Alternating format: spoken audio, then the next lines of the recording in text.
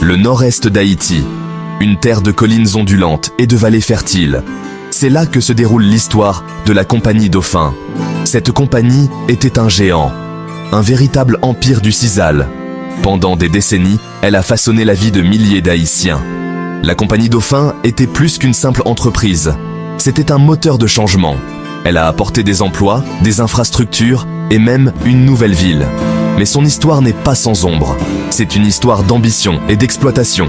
C'est une histoire d'espoir et de désespoir. C'est une histoire de la relation complexe d'Haïti avec l'économie mondiale. Une histoire qui résonne encore aujourd'hui. La Compagnie Dauphin est née de l'ambition. Des investisseurs américains, dont le Dr D.A. Dutton, ont vu une opportunité en Haïti. Au début des années 1900, le sisal était très demandé. Il servait à fabriquer des cordes, de la ficelle et d'autres produits. Haïti, avec ses terres et sa main-d'œuvre, semblait idéal. Les investisseurs ont acquis une vaste étendue de terre dans le nord-est. Cette terre allait devenir le cœur de la Compagnie Dauphin. Le sisal était l'or de l'époque. La Compagnie Dauphin a planté de vastes champs. Les feuilles épineuses de la plante de sisal s'étendaient à perte de vue. L'entreprise a construit des usines pour transformer les fibres de sisal. Le travail était dur. Le soleil était brûlant. Mais le sisal était expédié à travers le monde.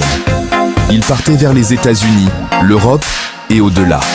La Compagnie Dauphin était un acteur clé du marché mondial. La Compagnie Dauphin ne s'est pas contentée de cultiver du sisal. Elle a construit une ville. Terrier-Rouge a grandi avec l'entreprise. Elle abritait les travailleurs et leurs familles. La compagnie fournissait des logements, des écoles et des soins de santé. Pour beaucoup, c'était une chance d'une vie meilleure. Mais la vie à Terrier-Rouge était aussi liée à l'entreprise. Le magasin de la compagnie était la principale source de biens.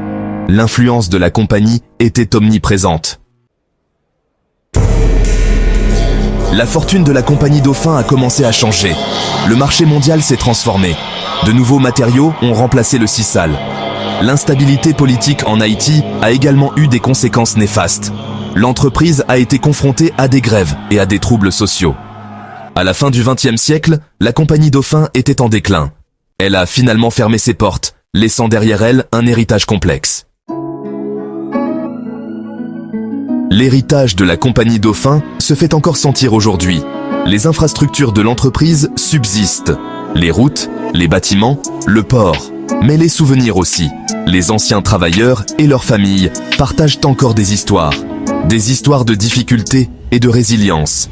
Des histoires d'une époque où la Compagnie Dauphin était le centre de leur monde. Haïti est confronté à de nombreux défis. La pauvreté, la dégradation de l'environnement et l'insécurité alimentaire n'en sont que quelques exemples. Mais il y a de l'espoir.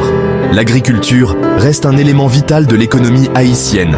De nouvelles initiatives promeuvent des pratiques agricoles durables. Il y a un mouvement croissant pour autonomiser les petits agriculteurs.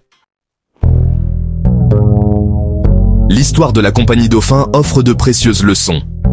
Elle met en lumière le potentiel et les pièges de l'agriculture à grande échelle. Elle nous rappelle l'importance de pratiques de travail équitables et d'un développement durable.